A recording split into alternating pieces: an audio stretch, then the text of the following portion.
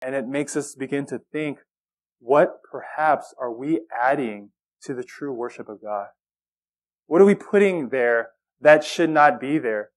And maybe in a church like ours, we're a conservative, Bible-believing church. Sometimes we place in Bible reading. You better be reading your Bible all day. You better be reading it a lot. And only then will you be truly worshiping God. But no, that's not the case. Okay? If you miss reading your Bible for one day, it's not like you're, chasing after false gods or anything like that. But sometimes we place and try to add those things under true worship of God. Perhaps it's prayer. We can use prayer. Prayer is a great thing. But we can use prayer to even distract us and take us away from true worship of God. We try to have this holy attitude. We know what we're supposed to do, and we say, let me pray about it. Let me take some time to pray about it. Let me take some time to ask God when you already know what God is convicting you to do. And that is taking away from that true worship and being obedient to what God has called you to do. What are you adding to the true worship of God? What is taking the place of God's rightful throne in your life? And what is an idol? An idol really is simply anything that distracts you from God. And I've spent a lot of time with you guys. Whenever I ask for prayer requests, a lot of the times, first thing someone will say, and it's not a bad thing, but it's school. So then usually I always ask a follow-up question, okay, what about school?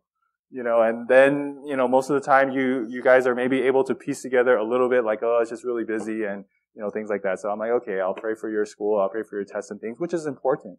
You want to do well and you want to be excellent in that. But sometimes you can allow school to take so much time and so much priority that God begins to fall away from the picture of what you are supposed to be and what you are supposed to do in worship.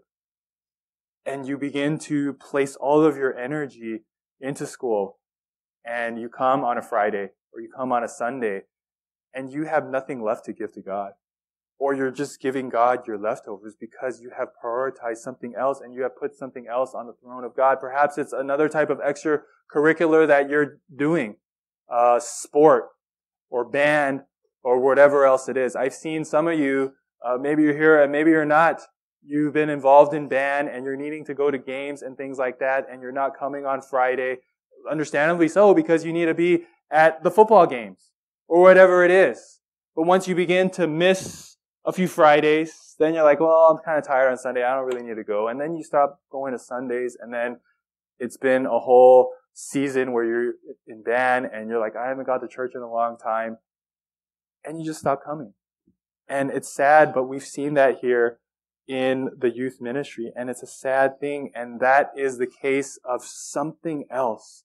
An idol is taking the seat of God, and something is distracting you from God and destroying the true worship that you are supposed to have with God.